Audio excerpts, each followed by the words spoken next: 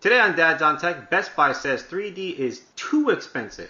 South Carolina lawmakers take Facebook away from prisoners, internet safety, record and control, and the Bill Cosby app.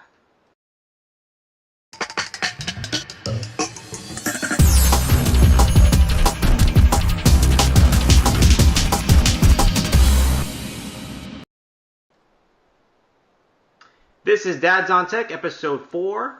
The title of the show today is 3D is Too Expensive. The show is recorded on Monday, March 21st, 2011. And with me, I have some of the best Dads on Tech on the planet. I have Zevmo Green from BreakBumper.tv. On the whole and planet. I have Dan Anderson, simply a devoted daddy blogger. What's going on, guys? Up, Dan, I can't hear you. Can't hear you. Oh. Now maybe you can hear me. All right, there we go. Now we're cooking. I was just saying that my son has a bumper sticker on his wagon that says, "My dad on tech is better than your dad on tech." That's what I'm talking about. You should put it like on your shirt or something. We should actually have t-shirts and just say that, right? That's awesome. I want to get one of those. Absolutely. Very cool. So how's it going, guys? Do you have a good week? Yeah. Yeah, man. Had a pretty good weekend. You know, it was busy, family, friends, some food. I started P90X this past weekend. Started out that on Saturday. So I ate just complete and total crap on Friday.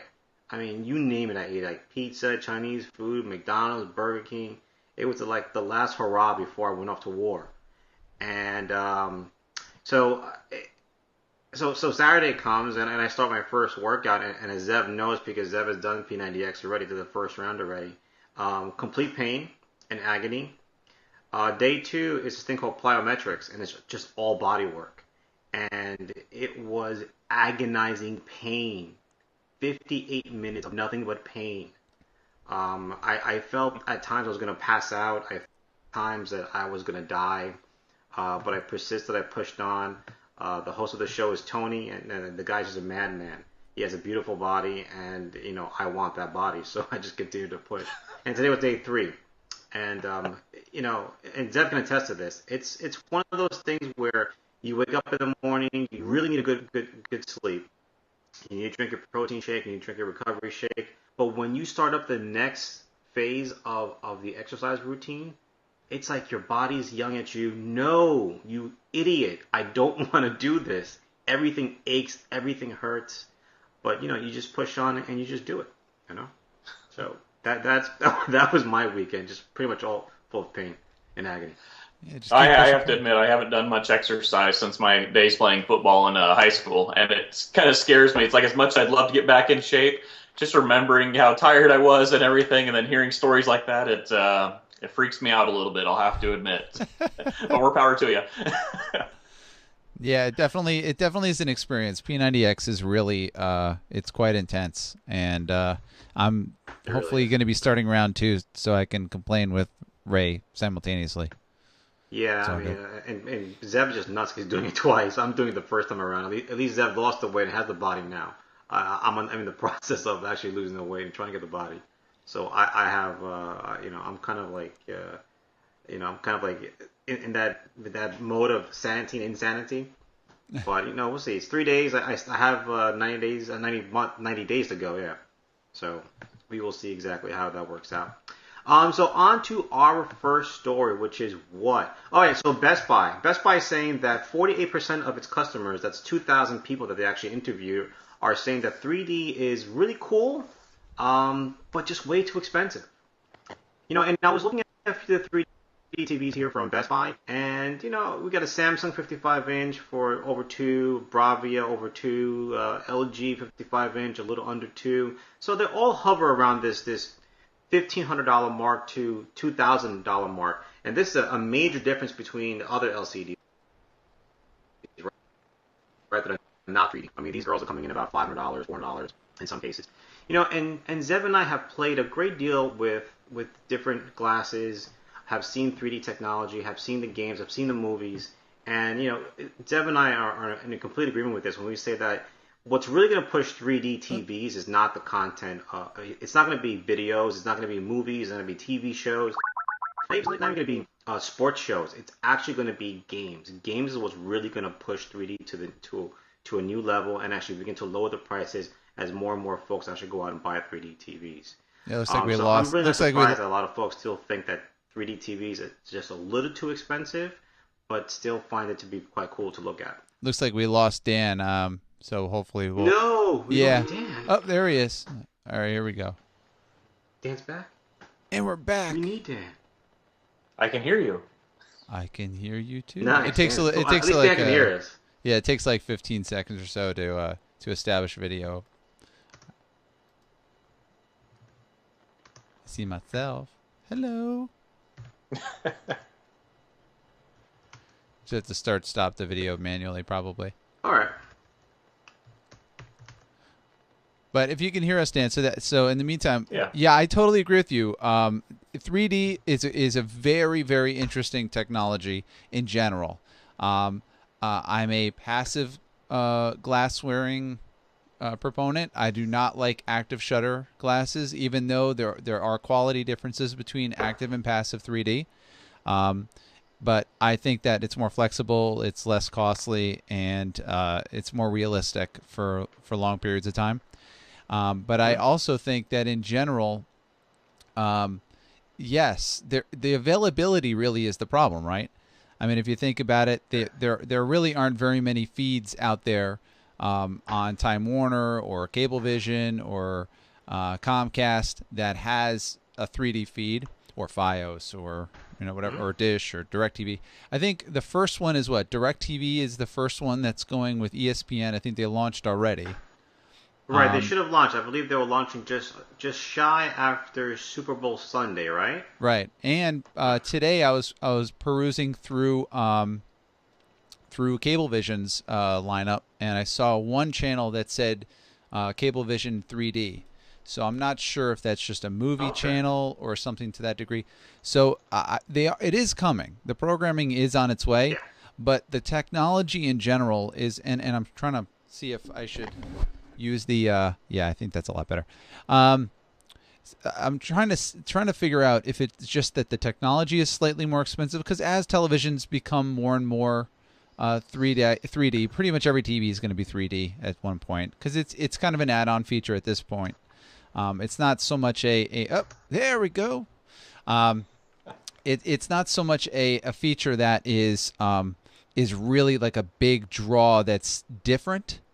Because almost every television that's a decent quality television at this point, I would say within the last 2 to 3 months, is offering high-def television as a built-in feature. It's not like that there's a subclass, an upper crust class. The mid-range TVs seem to be 3D ready or capable. The question is what type of 3D it is, whether it's active or passive or both, or I agree. But yeah.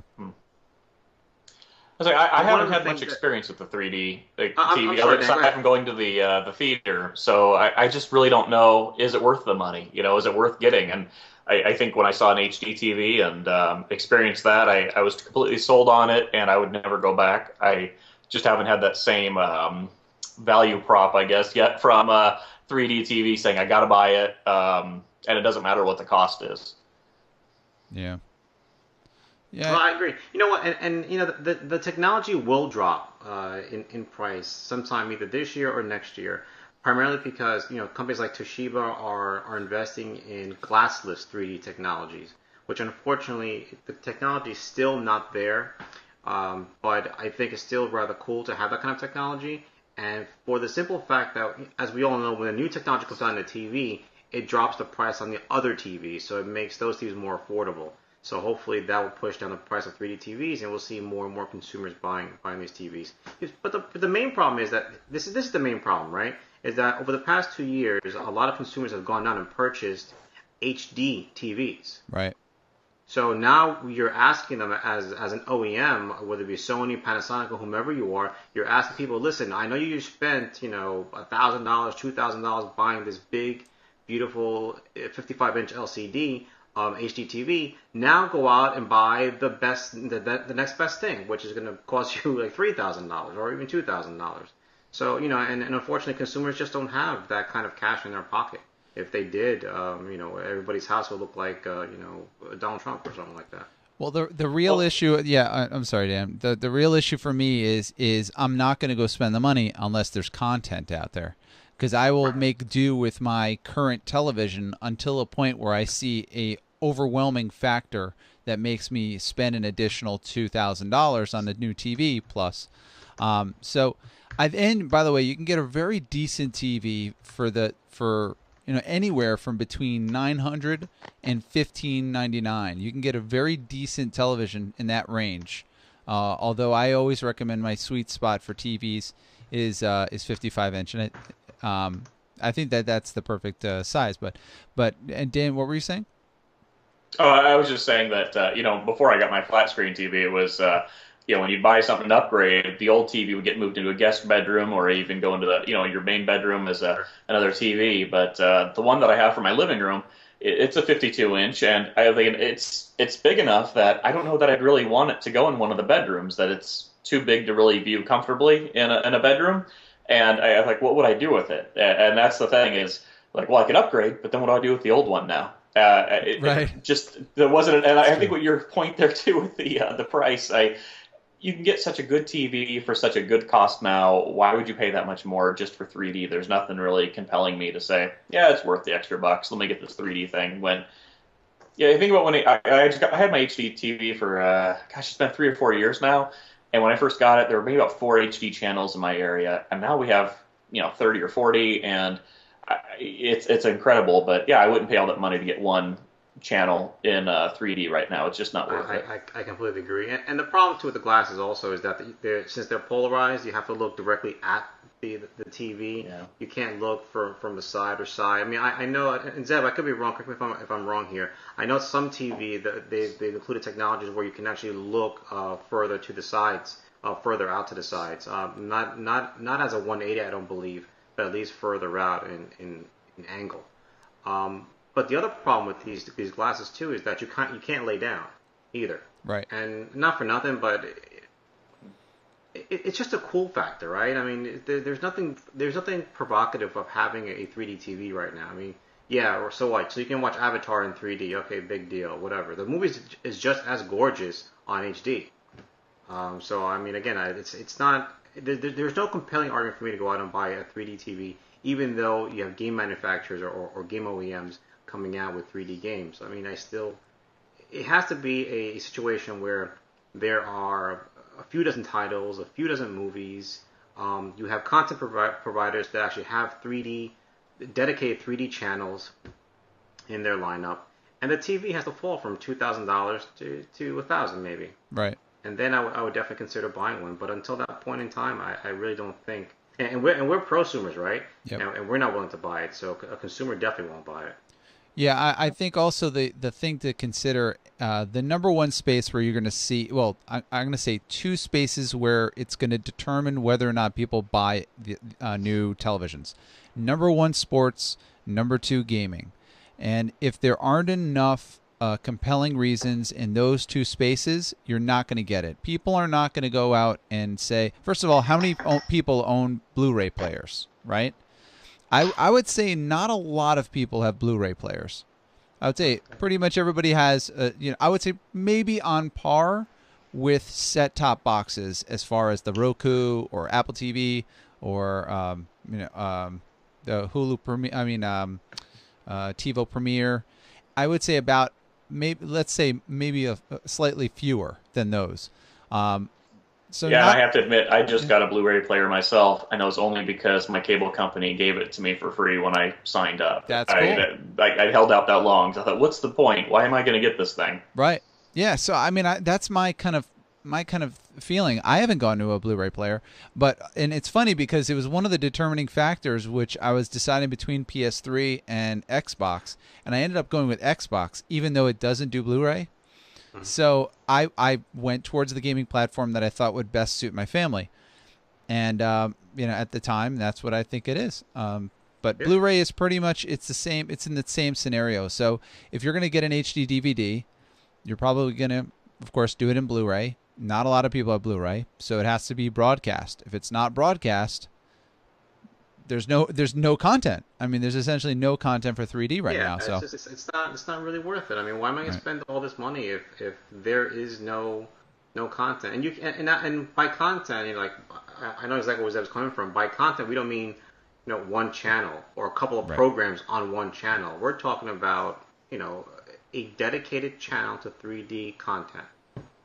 Period. Well, and people always talk about, that elevator pitch. Sell me on this. Why would I want to buy it? And when I got HD TV, I was able to tell my mother-in-law, she was a big fan of Survivor, and I said, you've got to see this. It's such a clear picture. You can see the bug bites on the guy's back. And I mean, it was just one of those things where you could get it. It was like, that's gross, but I get that you can see it that well. You can see these little, nuances. But with 3D, I think people have that perception of, well, gosh, am I going to get dizzy from it? Are there other things that come with 3D? Why would I really want to see it? Is it just the kind of that gimmicky of the guy pointing at the camera kind of deal? So really, it's like, how do you encapsulate that real value to the person of, yeah, it's worth it to me to ditch my current TV, whatever I have, and upgrade to get this expensive setup because I'm going to get this in return, Right. No, it's true. I agree with you. I completely agree with you guys.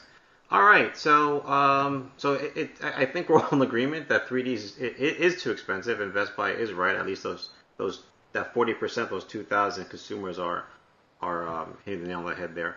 So one story here that really blew me away, and I'm sorry, man. Listen, I've never been to jail. I never want to go to jail. It sounds like a very scary place, and I'm not a very tough man because I'm not P90X yet. You know what I mean? But South Carolina lawmakers take Facebook away from prisoners. I find this to be an absolutely ridiculous story for the simple fact that why do prisoners have access to Facebook, to a computer? I mean, this to me is just asinine. I mean, the story reads that some of these convicted convicts were actually harassing the people they terrorized, the people they robbed. I mean, this is just plain. I mean, I'm gonna say this is just plain stupid. I mean, and for the fact that now you have people. I mean, I unfortunately don't have the story. I want to say it was some lawyer that was arguing this against their First Amendment rights, where they have the right to have a computer and the right to have freedom of speech and the right to have access to Facebook. And I want to tell that guy, that you're out of your mind. I want to be a little more forceful than that, but unfortunately I can't. I really think that this is truly a stupid thing. No. What do you think, Dave? Yeah, I was surprised to hear they even had access to begin with. I think of I hear more of the extreme stories of. I think it's somewhere in Arizona where the very well known warden there that he makes the guys wear pink underwear and live out in these tents out in the middle of the desert. There's one extreme, but I thought for the most part, I thought the cell phones were what everybody was fighting in the prisons to keep them from be able to have much communication. Why would they ever let them have computers and Facebook access? Just seems crazy. Yeah, I really don't understand it. The thing that I immediately thought was, number one, who do they friend, right? Do they friend other guys inside? And what do you put on their wall? Hey, see you in the yard. Dude. What's up? For basketball later? Like what? I don't know what that is. So, all right. So I guess it's kind of like and it's we're making a joke out of it. I mean, there are people that are being, terrorized, by these people. And I feel horrible for all the innocent people in jail too. That being said, I think, the freedom of speech, which is government's ability to take away somebody's speech, is far different than having the right to be on Facebook. I think there's two separate things. You can sit in jail and say whatever you want. That's not a problem. That's not restricting your freedom of speech. You can write a letter. But going out on the interwebs, I think, is a big problem. I don't see that as being a right issue. I don't see that as being a freedom of speech issue. So I don't really know what leg they have to stand on as far as the ability to stay on Facebook. But what I would say is hell no. And I would say they can write letters like they have the last few hundred years in the American justice system, let's say. And there's a phone call too. You can make a phone call. They have them. So yeah, that would be awesome. I don't know. Yeah, I was thinking when I started my job, I had to get special access to get through our company's firewall to even be able to get Facebook access, and I'm our social media guy. But I was like, wait, what's the difference between me and the prisoners? I mean, I sit in an 8x8 box all day and have a computer in front of me. These guys do, but they have Facebook access. What's the deal with that? That is awesome. That is so awesome. I mean, I completely agree with you, Dan. I mean, in our job too, you need to be on a special access list to gain access to Facebook. Right. And it's the minority of us that work in IT in our company that have access to Facebook. And as a matter of fact, it needs our CEO's approval for you to get access to Facebook. And here we have prisoners that can just hop on and I mean, I know we're kind of making light of it, but it's not a light situation, but can hop on Facebook and terrorize people.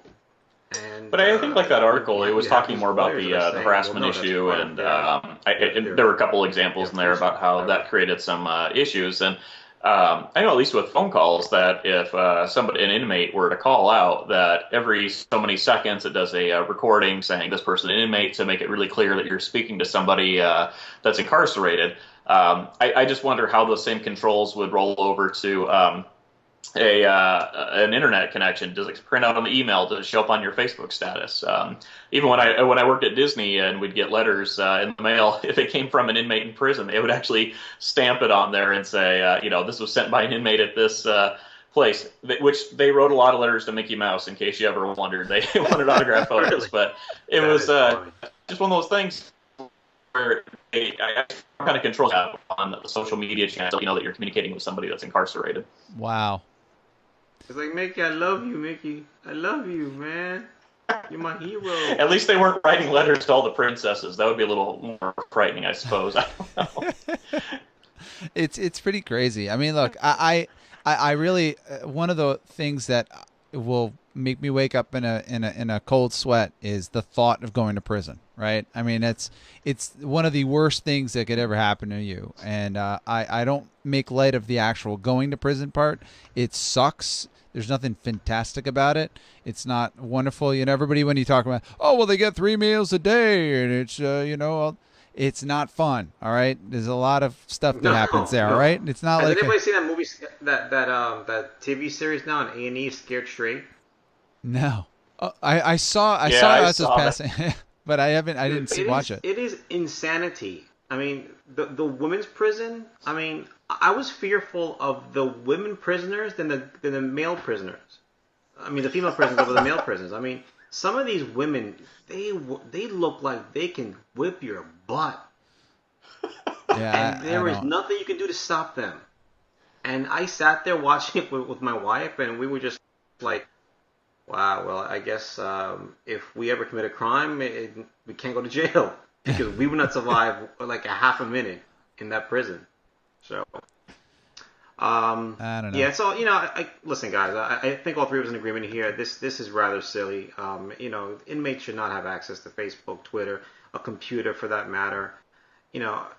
Maybe if there are certain allocations made, like you're an upstanding prisoner or whatever the case is, they might give you access to the internet, but not to Facebook, not to Twitter, not to terrorize people, especially if you're terrorizing people. I mean, doesn't this go to like last week's thing? If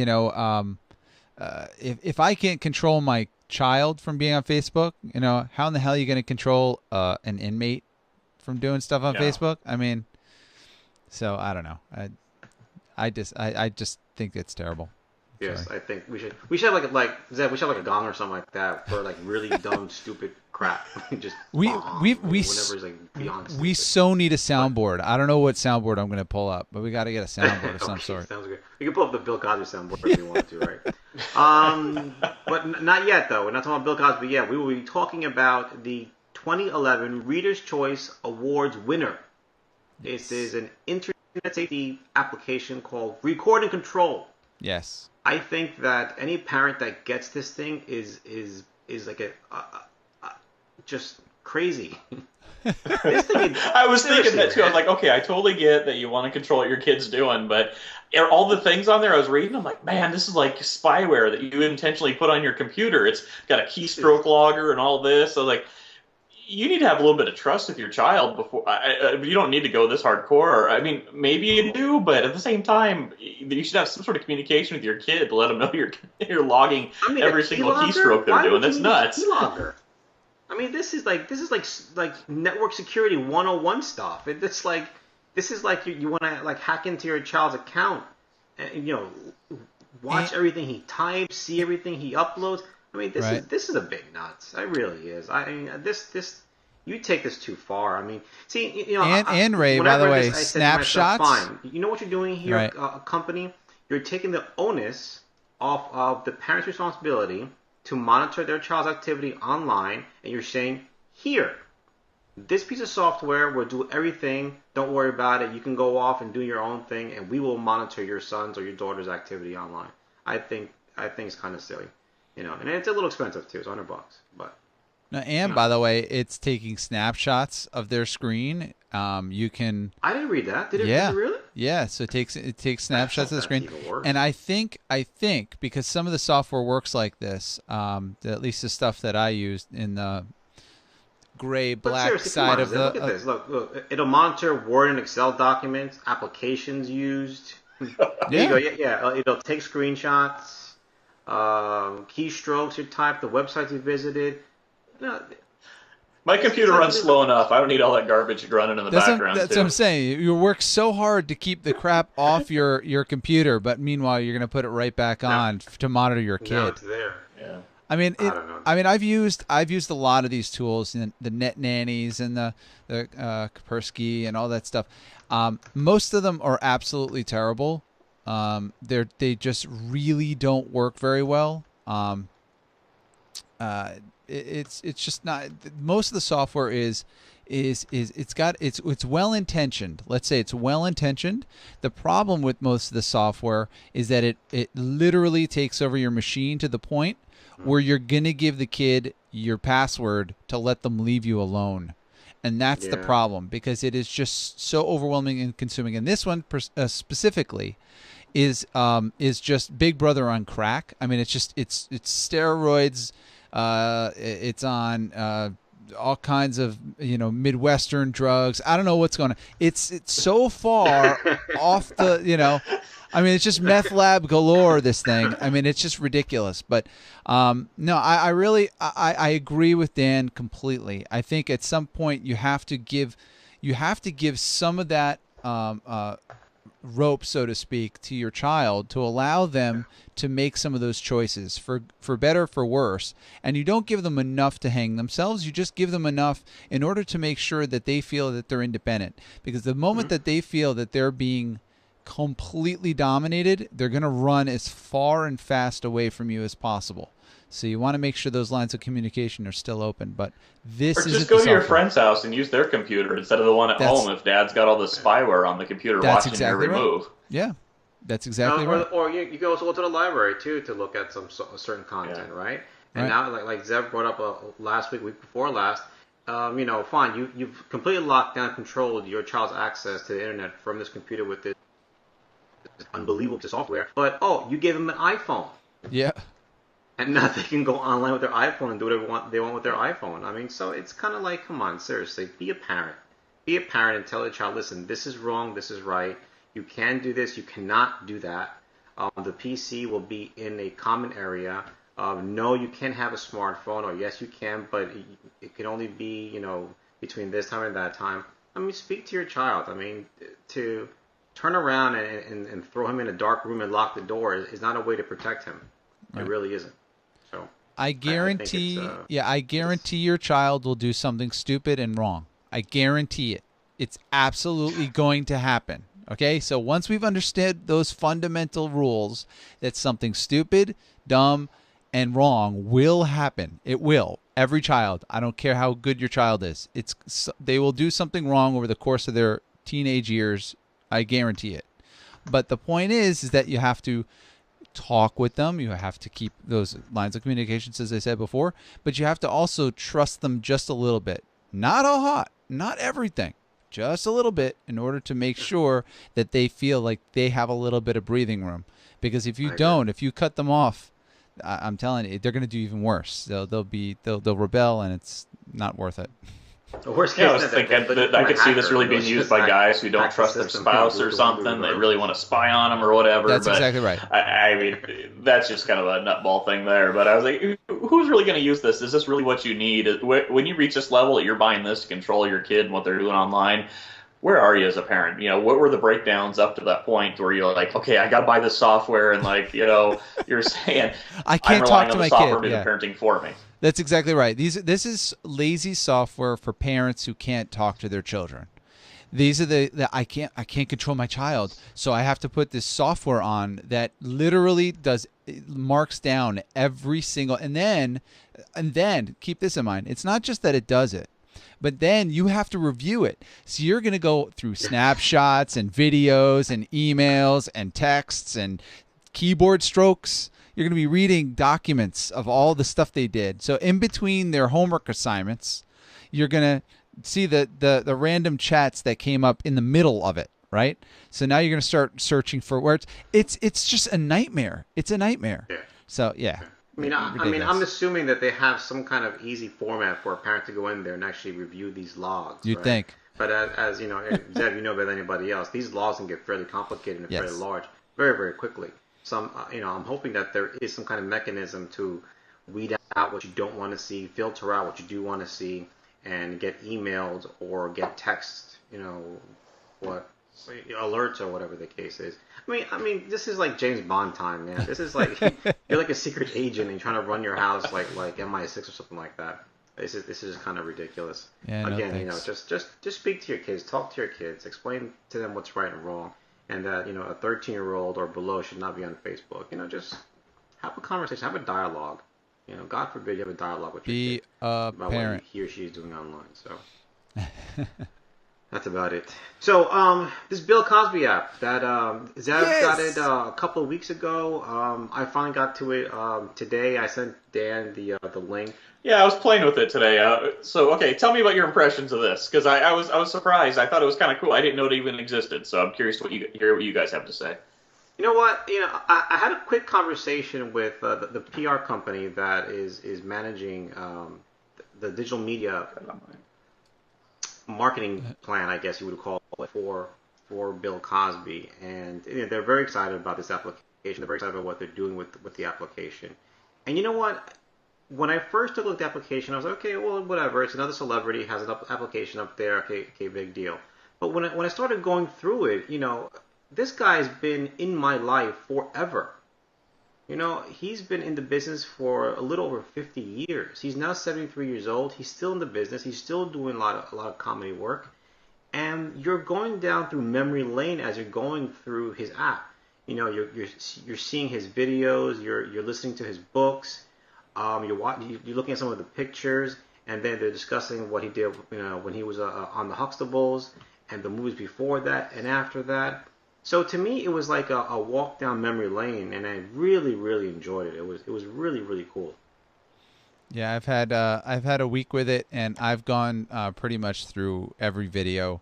I still remember the first time I saw Bill Cosby's original HBO special. For me, that was the defining stand-up comedy routine ever.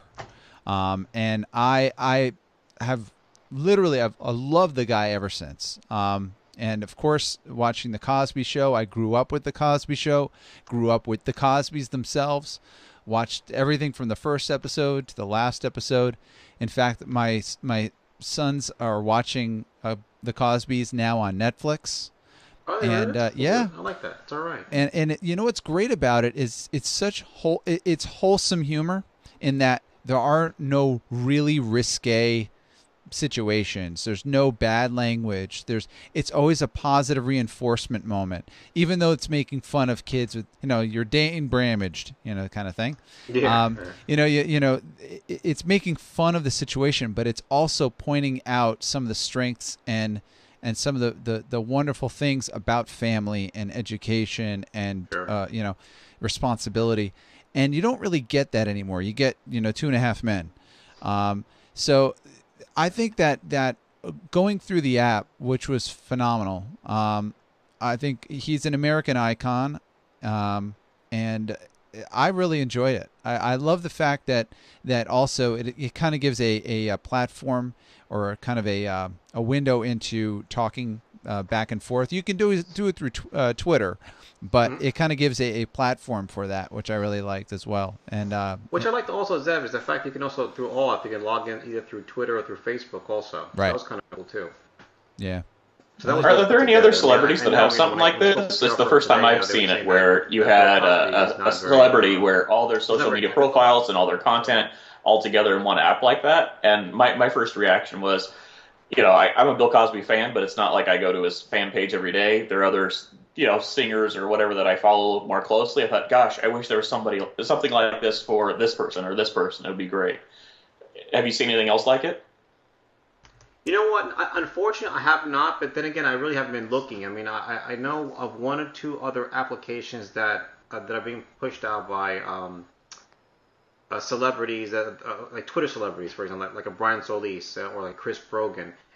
But their app is much different. Their app is pretty much designed to push content to the app, so people are kept aware of latest blog posts, where they're doing speaking engagements, what books they're releasing, what ebooks they're releasing. So it's very much a marketing tool. To me, this didn't feel like a marketing tool, and I know at the end of the day, it's what it really is a marketing tool.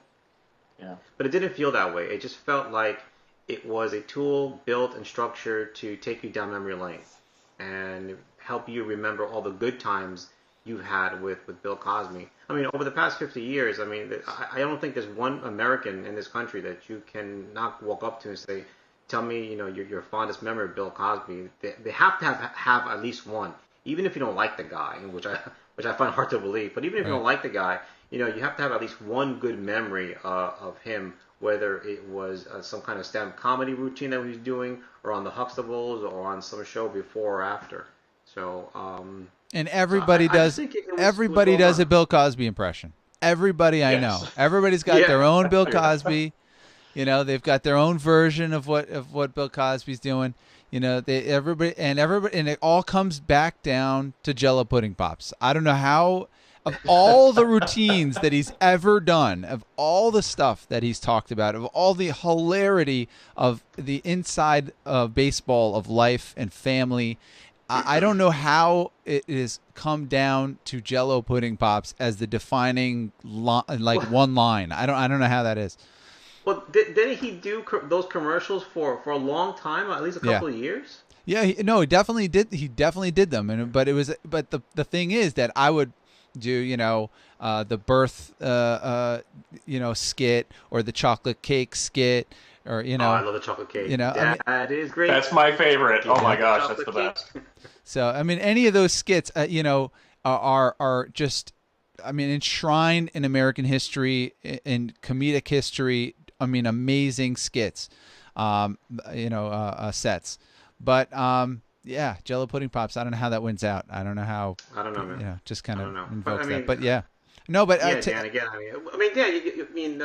anything else you think of the app? I liked just how's this? When you mentioned that it didn't seem like a marketing tool, that was my impression too. It seemed more like a something that a fan would have put together as if they built their own fan site.